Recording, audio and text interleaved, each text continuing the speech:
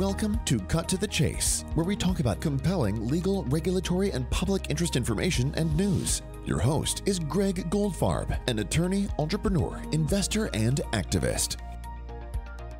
All right, folks, it's time for our favorite podcast, Cut to the Chase. And it is my pleasure and honor to bring on Ron Book today to discuss one of the vexing issues of our lifetime, prior lifetimes, and probably future lifetimes, homelessness. How are you doing today, Ron? I'm doing great, and I'm ready to cut to the chase wherever and whenever you want me to. And thank you for the opportunity to share with your listeners and viewers issues related not only to homelessness, but any other of the state issues and issues of our communities that matter. Listen, I've known you my whole legal career. I'm a lawyer as well. Ron is a heavyweight lawyer, lobbyist. A lot of people know him in the homeless world, but he's also like an advocate for children and all that. He's won all these awards. I'm going to spit. I know Ron doesn't want to hear me go through his whole background, but if you don't know Ron, you're going to get in the show notes all the amazing things that he's done, the awards that he's won. All right. He's also the chairman of the Miami-Dade Homeless Trust. And right now, I guess the big news is we're all waiting to see what the Supreme Court does with Grants Pass. Would that be an accurate, basically, way to sum up where we're at right now? I think on the issue of homelessness, much like the public was waiting on the Supreme Court to act on Roe v. Wade and women's rights and the like, we're similarly waiting in the homeless space for a decision from our highest court that will set, if you will, into stone for some lengthy period of time what local governments can and can't do as it relates to attempting to arrest their way out of homelessness, a solution that is not a solution to anything that changes the cycle or the systemic issues related to homelessness. And the Grants Pass case, as you know, will define whether or not cities and counties can tell you, you can't sleep here, you can't sleep there, you can only sleep where we tell you can sleep. And oh, by the way, do we have to offer you shelter first? Do we have to offer you housing first? Do we have to offer you anything before we can arrest you? For trespassing, of course, or vagrancy. The inconsequential minor criminal activities that homeless folks often find themselves trying to deal with. And oh, by the way, then they've got a criminal record and then they have to try to get employment so we can return them to self-sustaining a self-sustaining place in our communities, which doesn't help the situation at all. So yes, Grants Pass case matters to us. We're not spending a lot of time waiting on Grants Pass. We've got a lot of things yet to do in our community to reach an end to homelessness. And we believe the end in Miami-Dade County, at least, is in sight. We see an end. We see a light at the end of the tunnel. We've got a manageable number left unhoused, unsheltered on our streets, and we've got a plan to get there. All right. Well, that's amazing. And yet that will probably be one of the quotes from this episode. But it sounds like, all right, I want to go back to Grants Pass, Oregon. A lot of leaders seem to be, their solution to the homelessness problem is to make certain areas so inhospitable that the homeless actually leave. Is that sort of the game plan for a lot of local leaders? I think, look, nobody will ever be able to say Ron Book didn't step up for those that are often considered least, last, lost, and forgotten in our communities. I am a homeless advocate. But I also believe you have to balance property rights of others in the community, in particular when you begin to measure the words in our Constitution that talk about, from my perspective, what government's most important role is, which is to protect our mutual health, safety, and welfare. Is that the health, safety, and welfare related to a singular population, meaning the homeless? Or does that mean all of the people of society when you measure what local governments can or cannot do, what state governments can or cannot do to restrict where homeless people can or cannot be from a living standpoint on our streets?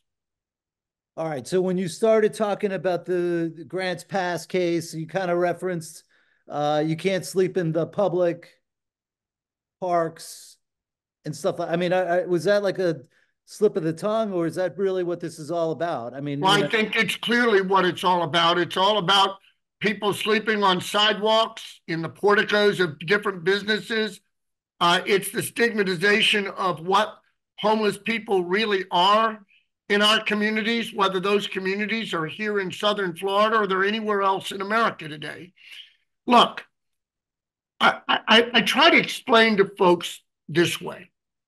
At the end of the day, if people on a city commission or a county commission or people in the legislature hear from 300 registered voters, and then they hear from 500 unhoused, unsheltered individuals who are homeless, but don't cast votes for them, who do you really think those elected officials are responding to?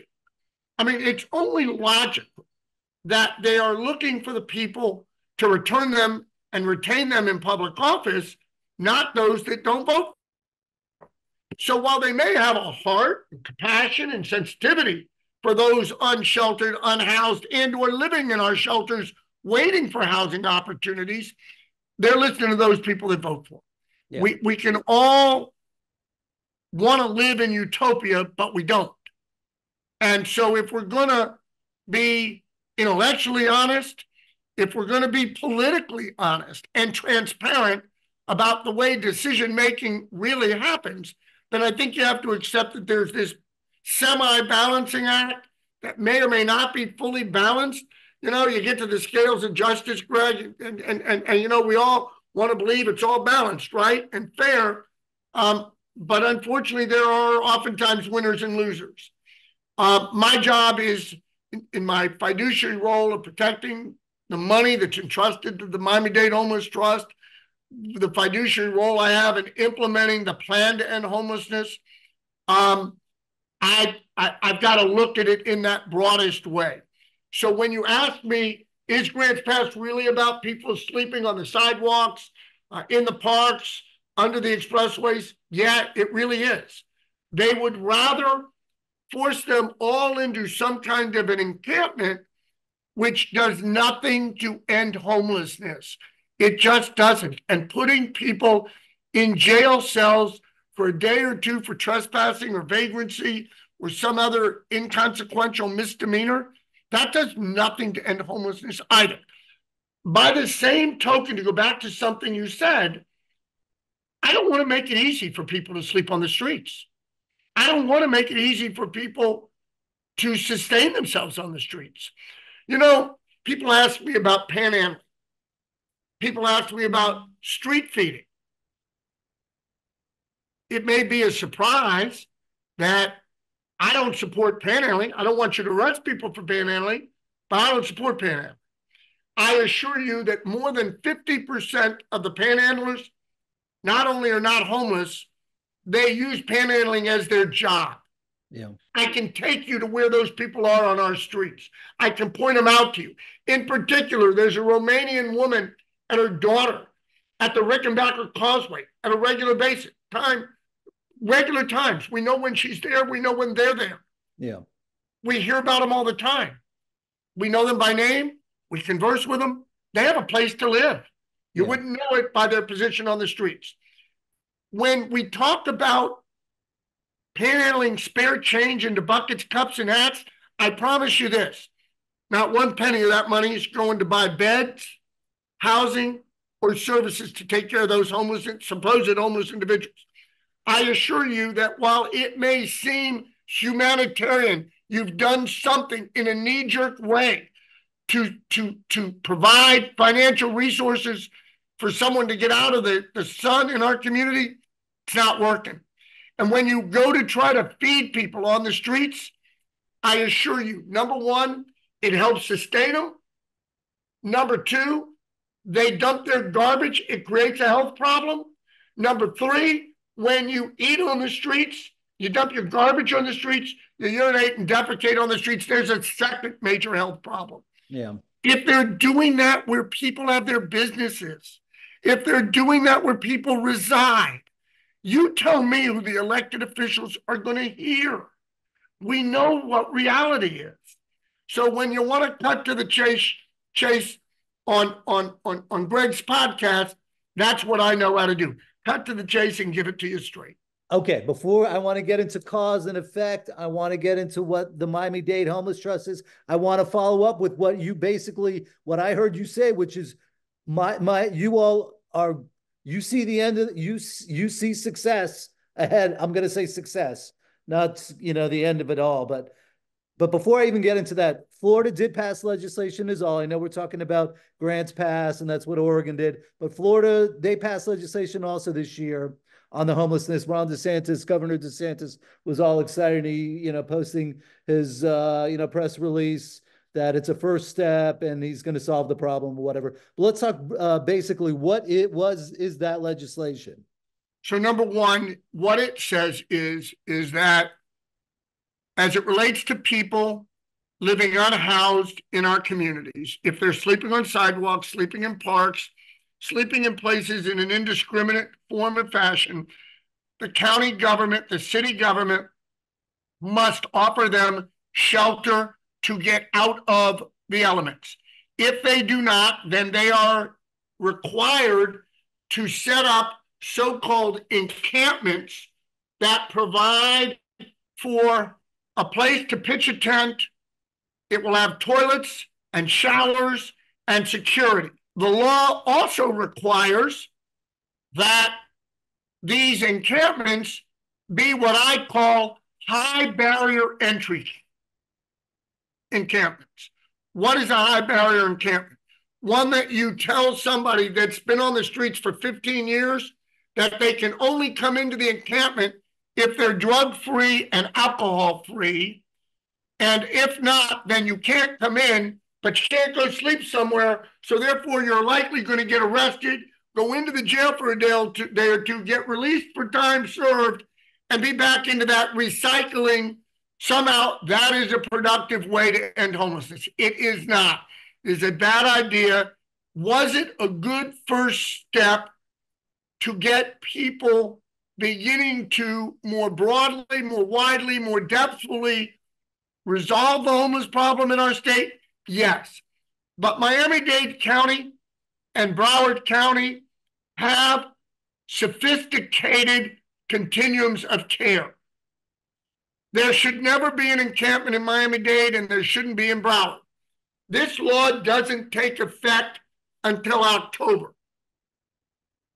The part that many local governments speak about beyond the simple or not so simple encampment creation is the fact that it gives a private citizen a private right of action against the government.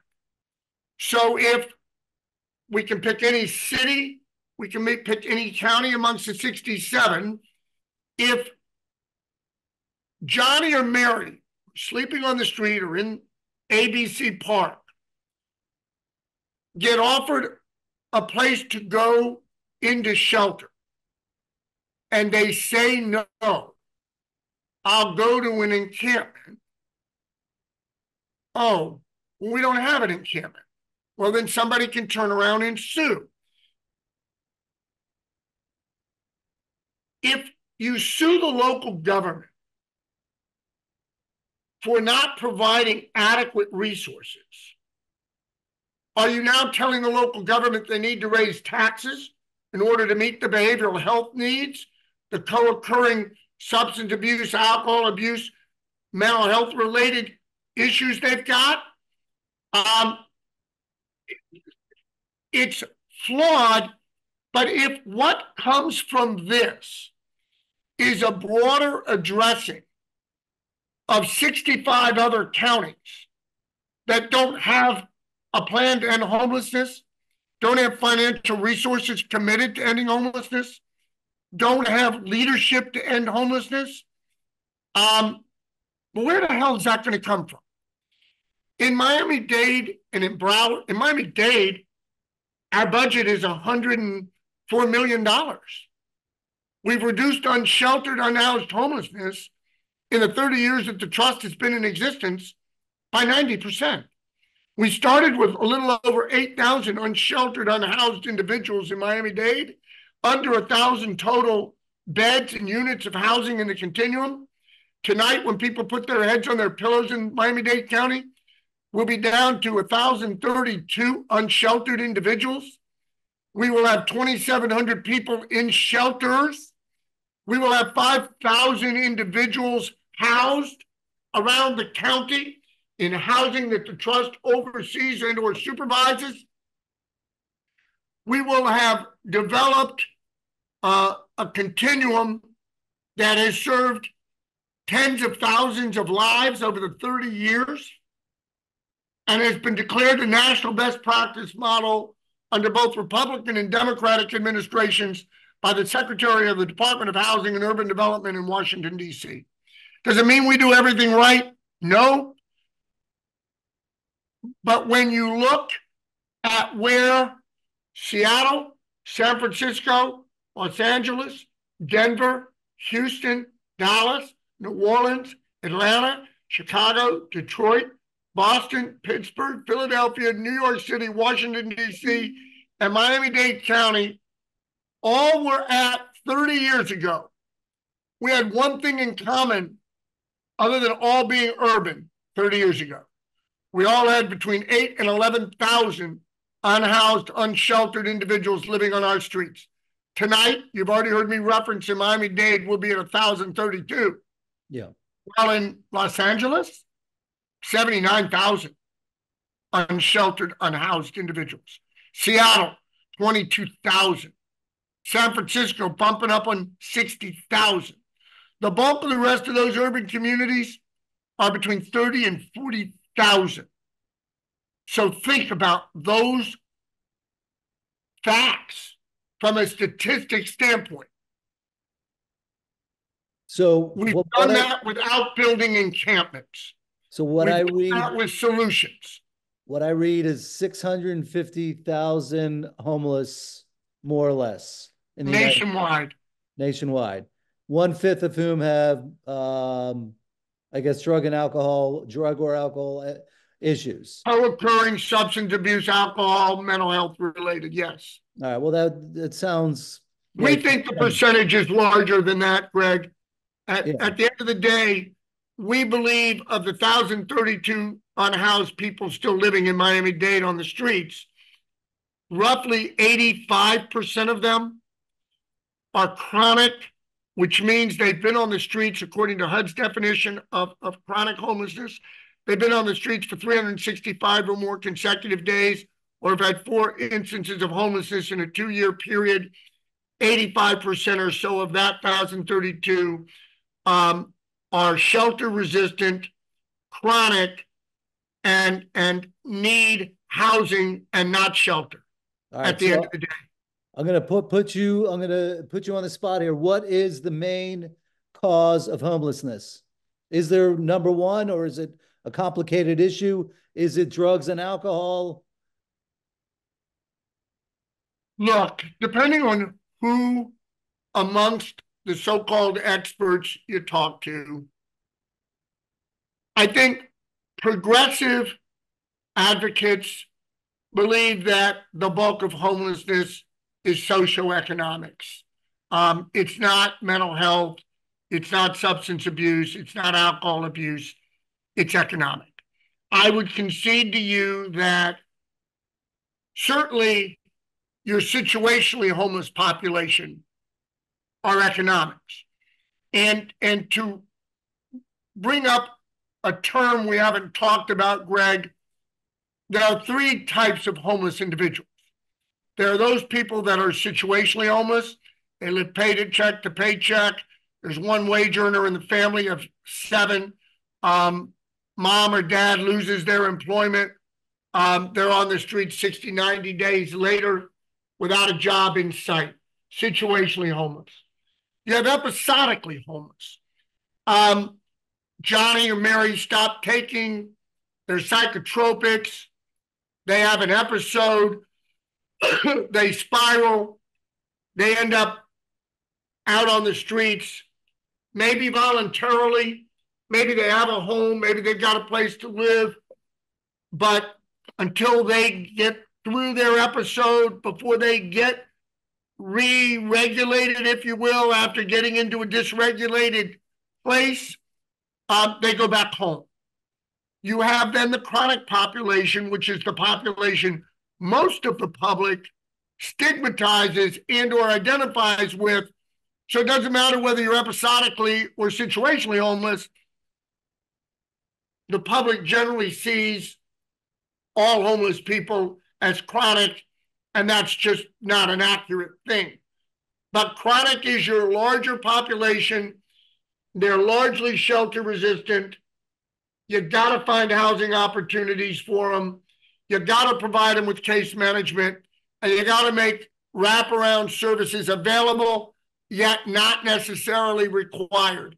It sometimes takes a chronic person months and months and months of working them after they're housed to get them to eventually accept the services, whether they're pure behavioral health or the behavioral health coupled with, if you will, substance abuse, alcohol, etc. Where does affordable housing fit in this equation? Well, housing in general, in particular, where we live in the toughest rental market in the country. So we have both a supply and a cost problem, affordability, I should say. A number of years ago, in fact, former Miami Beach Mayor Dan Gelber and former Fort Lauderdale Mayor Jack Seiler, when Seiler was in the House and Gelber was in the Senate, we helped drive a definition of ELI affordable housing, extremely low income affordable housing, housing that is available, that might be the same housing that somebody at 100% AMI, 80% AMI, 60% AMI, 120% of AMI might all fit in to live in, but we define the extremely low income as folks in our formerly homeless population that need housing availability. One of the things that the trust has done, we realized 3 years ago, we had an Achilles heel. We were never going to build enough affordable housing for the extremely low income, formerly homeless population. And we weren't going to be able to rent enough up on our own with current market supply. So we went out, we raised $43 million to buy and repurpose buildings, something called adaptive reuse. You take a hotel like the La Quinta in Cutler Bay we're trying to close on right now for $14 million. It's 109 units of housing. I will go in there with a little over 800,000, retrofit those units with kitchenettes. It will make them voucherable under HUD's approval process and create units of housing. We bought an adult living facility in North Miami called Mia Casa. I took 123 senior citizens who had been living there through COVID that we rented the place to house them, keep them safe. At the end of the day, had we not bought Mia Casa several months ago, we would have been in the business of putting 123 elderly individuals on the streets because I didn't have any room in my shelters for them. And the landlord was either going to evict us or was going to sell to us. It was just better to buy the building and do it. We bought a deed restriction out on a building off of Chrome that we're repurposing. It's a former juvenile justice facility that didn't work out real well. Bought the deed restriction out on that, working to retrofit that to look like an apartment building, create 190 single occupancy units for men. You can see what I'm doing. I'm acquiring availability that I will own debt-free because I'm buying it debt-free and I'm renovating it debt-free, thus allowing the rent rolls on each of these buildings, Greg, to basically act as mini LLCs. They won't be LLCs because I'm the county government. The trust is the government. But we will keep their rent rolls in segregated accounts so that when a special assessment type need, a new roof, new HVAC, new landscape, new facade, damages to the walls. Instead of, if you will, unresponsibly, irresponsibly, trying to hit formerly homeless tenants on fixed income with a special assessment and thinking they're going to be able to pay it or our building's going to go into foreclosure, it's not realistic. So you need to run things like a business. And that's how we run the trust, making smart, evidence-based, return on investments that bring about results that lower the homeless numbers in our community and maintain those lower numbers, not just simply, gee whiz, take Johnny or Mary off the streets today, but replace them with Tommy and Susan tomorrow. The goal is full reduction, permanent solutions to ending homelessness, not temporary solutions. And so with that, we embarked on this buying campaign, and I'm hopeful that we'll be able to continue to raise money for capital acquisitions, and I'm hopeful to get swift approvals on getting to closings so that we can house more people. If I house more people, it means I'm reducing the shelter population. If I'm reducing the shelter population, I'm moving more people off the streets into shelter. Some I'll move right into housing from the streets, but it's the only way that we will get to the end. I repeat what I've already said to you, and you've reiterated. We see a light at the end of the tunnel. Some of that is tied to a referendum on Miami Beach, Surfside, and Bal Harbor that will take place in November, which will then allow for restaurants in those 3 cities, the only 3 cities out of 35 in Miami-Dade, where the restaurants with the food and beverage, meaning an alcohol license, don't charge the food and beverage tax to end homelessness. That will give us the necessary financial resources to house the balance of those 1,032 people and sustain it. All right. So my question, I got 2 questions on this. Well, let me get my first one out. So you buy this housing, these people, homeless people are moving into this house and they get their own apartment. You know, how does it work? I mean, like I live in a condo and it's like condo chaos. You know, we have a vote, we have minutes, you know, common areas. What are we doing in this? You know, and here's the big difference. How does that here's work? The big difference between your condo association and what I'm doing. I'm not creating a condo association. These become rental units subject to the management I put in place to manage it like any other apartment building.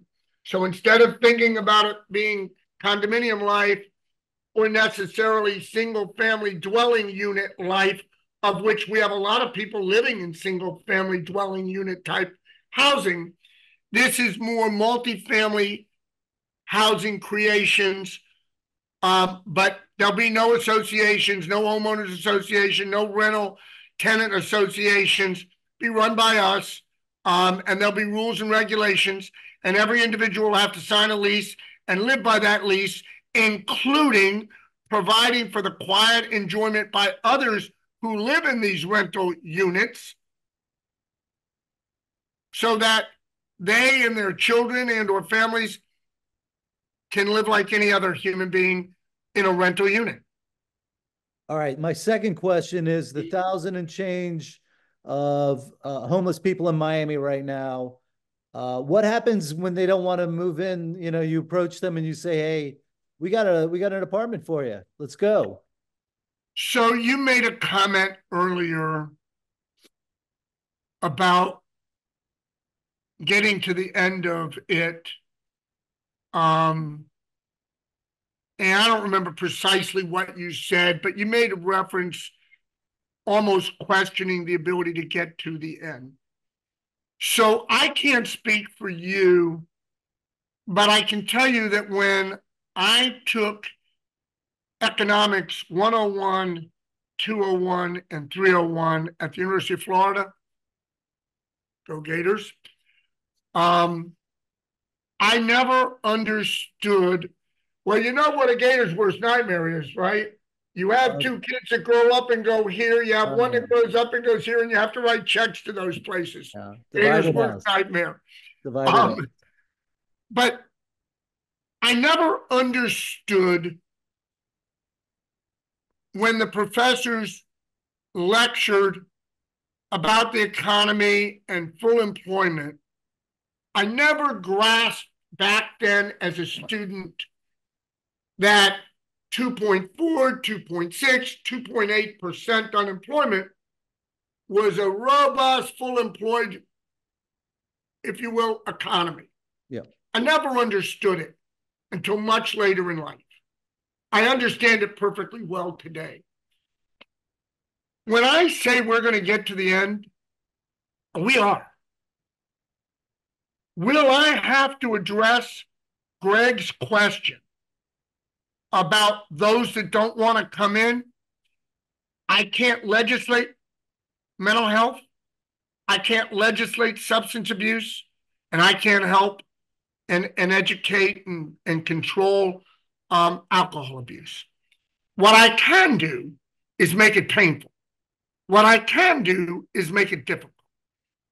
When we get down to that number, full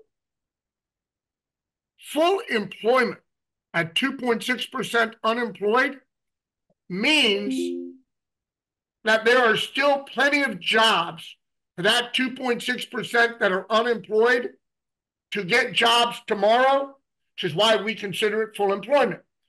Well, similarly, in the homeless space, when we get down to the last 50, the last 150, 200, number one, it means that any of those people that are still unhoused can be housed in very short, swift periods when they are ready, which means 3 days, 5 days, 7 days, 11 days, 14 days. That's swift where I come from. Yeah. To be able to do that, which is what we managed to do when we ended veterans' homelessness in our community. We are still considered to be at the end of veterans' homelessness. Why? Because there are no veterans that are living on the streets? Oh, there are. But they fall into, Greg, your category of, I don't want to come off today. Well, I got a place for you when you're ready, because I prioritize veterans. They're at the top. They got a voucher. They got a housing plan. But I can't make them all come in tomorrow morning. But there is an end.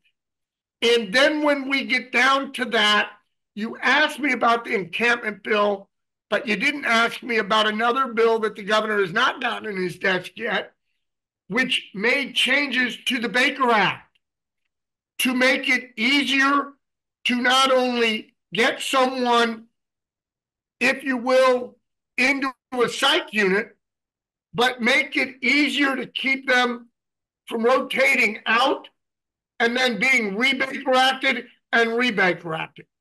The governor's going to sign that bill. When the governor says the encampment bill is but one step in, you will, the plan, it is. The Baker Act changes are a second piece.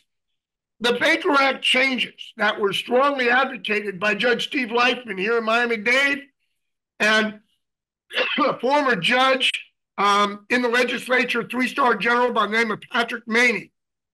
They know we have not adopted all the changes that are needed, but those were bold first steps that were put into law.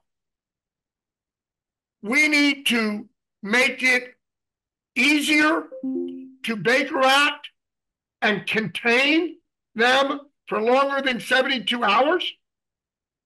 Number two, we need to make it easier,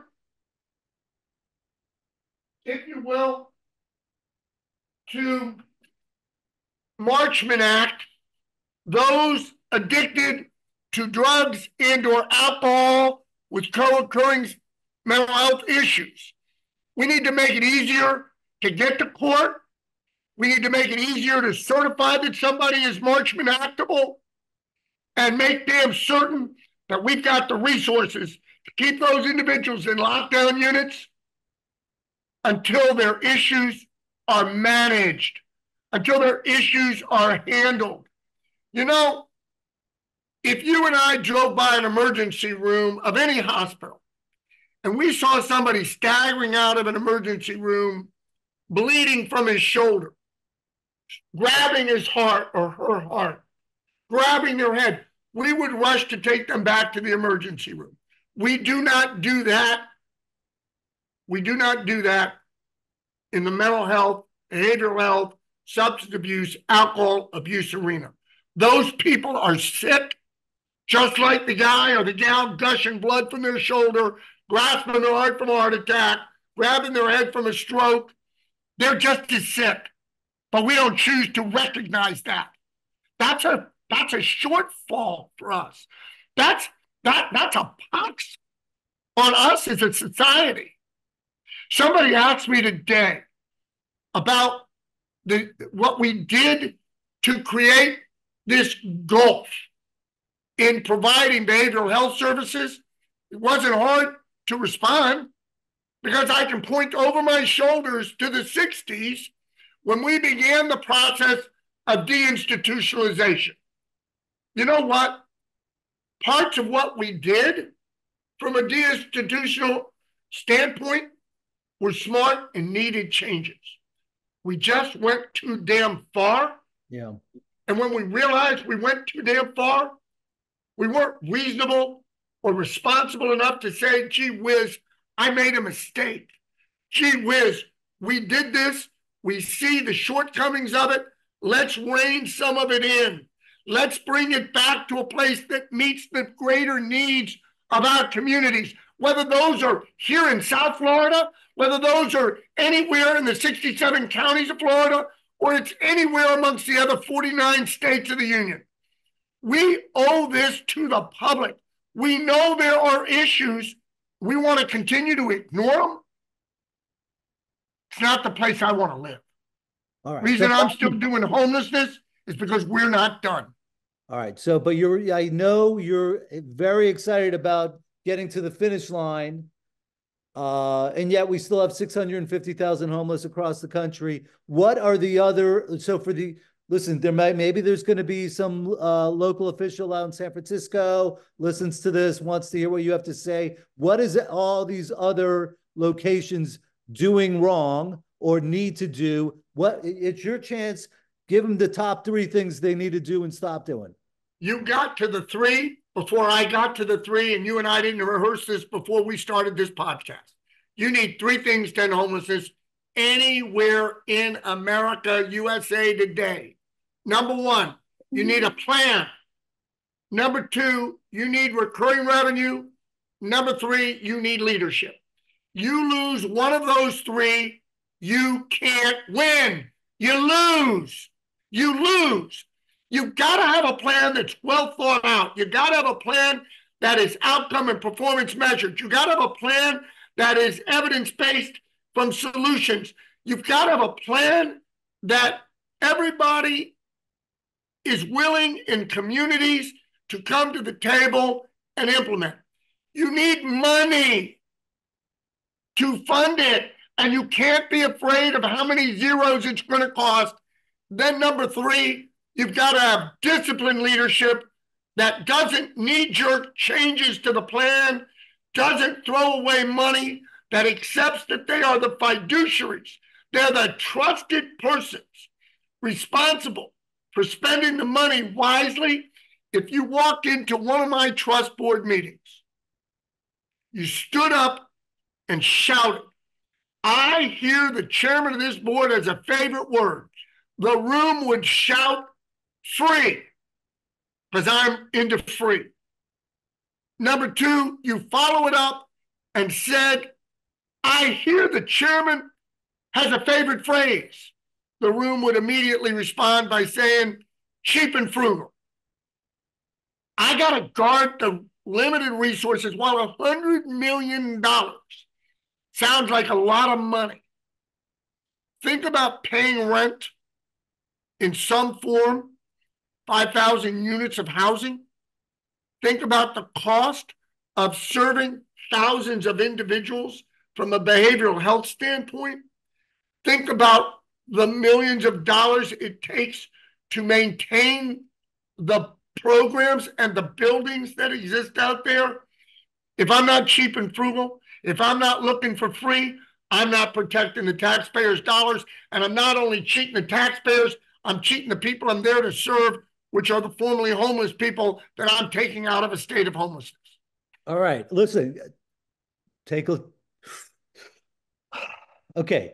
I don't breathe. I know you don't breathe, and I know your passion is it's overwhelming. I love it. All right, but Miami-Dade Homeless Trust, I want to understand what that is. Does every community have that? And before you answer that, I want to point out a couple of things. One of which you said you have to have a plan. Now, Miami-Dade Homeless Trust, if you go to their website, I see that you have an extensive plan. You know, my God, it's 20 some odd pages. So I would imagine if somebody's listening and says, "Hey, I kind of like that. I kind of like we need a plan." Is the plan on the Miami-Dade Homeless Trust something that another location, another local government can take a look at and maybe apply? The answer is so today I spent 5.5 hours, 6 hours. Actually, let me think.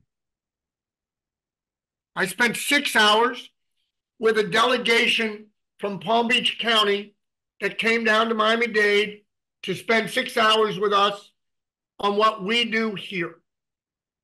They're looking to develop a broader, wider plan in Palm Beach County. In Broward County, 27 years ago, myself and Alva Chapman, who founded all of this effort 33 years ago, we went up, we met with Wayne Huizinga, we met with a guy that was his right-hand guy, Jim Blosser. We got them to agree, together with the then county administrator, a guy by the name of Jack Osterholt. They got the Board of County Commissioners in Broward committed, and they replicated about 65% of what the Homeless Trust does in Miami-Dade. Their governance is slightly differently. They don't have the same kind of recurring revenue stream. I've got a food and beverage tax, raises me $47 million, $46.5 million a year. They don't have some of the components of what I do, but they have a continuum of care that's driven by Housing First, that's driven by wraparound services, that has an understanding of the value of case management. They've largely done it. We have groups from around the country that come to meet with us on an every week, every month basis, all year round. A week and a half ago, we had a group from Gainesville, Florida, Alachua County, came in. They're dying in Alachua County. They're dying in Duval County. They're dying in Escambia County. They're dying in Sarasota County for solutions. But they've got to figure out how to get everybody to the damn table. Everybody's got to be at the table. If you're missing somebody, you lose. Yeah. Everybody's got to row the damn boat together. And I don't care whether you're providers. I don't care if you're formerly homeless. I don't care if you're homeless. I don't care if you're city government, county government, Fortune 50, Fortune 100, Fortune 500 company executives. At the end of the day, people got to get in a room, figure out what they want that continuum to look like, figure out what that plan is, file it, and then apply for funding based on it. How do we ultimately deal with those 635,000, 645,000 unsheltered people living in America today? We force those government bodies, we force those business communities, we force those people who think they care, make them show that they care, get together, get in a room, whether it takes a day, a week, a month, 5 months, a year, to develop that plan with a legitimate funding mechanism to show that there's a legitimate community commitment, then go to your state government, then go to your federal government to get that additional supplemental help that you need to solve the problem. Look, I'm going to repeat something. We don't get it all right all the damn time. But as I told the Palm Beach County people today, I'm never afraid to say I made a mistake. This didn't work. Back up, take a look at it, figure out how to get the square peg in the round hole. You know, I got two visible signs in my office. Here's one of them. Nothing is impossible. Everybody believes ending homelessness is impossible. Yeah. But I then go across the room, and obviously, you know, these props weren't here based on this podcast. Here's the other one. It can be done. There's a way to do it, but you got to be committed to it. You got to be focused on it. And by the way, you got to have a guy that doesn't worry about somebody calling him an asshole. Yeah. You don't have to, you got to have somebody, a guy or a gal, who not only is not afraid to be called an asshole, they can be called a shithead, a fuckhead, a screwwad, whatever you want to call me. I don't really care. Yeah. I'm on a mission. I don't stand around waiting on somebody to do this or to do that. I don't need to do that. I'm into solving the problem. I don't strut around my various centers. The Homeless Trust sits here. We direct, we're the lead agency. We direct the policy. We implement the policy. We drive the policy. And oh, by the way, we fund it. We fund it. There's a reason we have $100 million plus budget, because monies are entrusted to us because we win. It is about winning, not losing. It is about winning, and you only win when you successfully house people. Let me give you an example. The name Desmond Meade, does it ring a bell to you? No. Desmond Meade is a gentleman who was dishonorably discharged from the Army for drugs, lived as a crackhead on our streets for 13 years. Do you remember the issue on the ballot several years ago called Amendment 4, restoration of felons' rights? Of course. Desmond Meade, after being dishonorably discharged from the Army, being considered by many people as just garbage on the street, after 50 or 60 attempts by my outreach teams, he finally came inside. Desmond Meade got stabilized, took us up on our services, and shortly before he was about to move into housing from a shelter, he said, "Hey, I'm here, see me. I really would like to get a 2-year degree at Miami-Dade College. Can you help me?"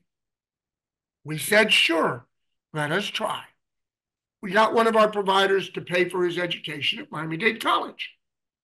He's about 3 months away from graduating. "I'm here. Can you see me? I would really like to get a 4-year degree. Can I go to FIU? Will you help me?" We managed to help him. He graduates. He decides he wants to go to law school. He finds a way to get into law school on his own, pay for it himself. Desmond Meade drafted a constitutional amendment, managed to get the petition signed to get it on the ballot, worked the campaign to pass it, worked the effort to implement it. I would say to you that useless, wasted, garbage life that some people thought he had, he was the least, last, the lost, and the forgotten. We didn't forget him. We didn't leave him behind. He is certainly a self-sustaining member of society today. And I don't have 100 people like Desmond Meade. I don't have 500 people like Desmond Meade. I don't have 1,000 people like Desmond Meade. I've got thousands and thousands of people like Desmond Meade who have come through our program, who have not only lived a way out of homelessness, but found a way to be self-sustaining in our communities. Our communities are richer as a result of it. Our communities are better as a result of it. And I don't know why people in 49 other states put up with what they put up with when we've demonstrated an ability in a community that everybody says we do everything wrong, because they certainly say that about Miami-Dade. Here's what we do right. because we do better than any place else in America. We watch out for those least, last, lost, and forgotten. We watch out for those people who are generally not looking for a handout, but a hand up. That's what we do, and we do it better than everybody else. And 6 times, HUD, federal HUD, Republican and Democratic administrations have called our program the national best practice model.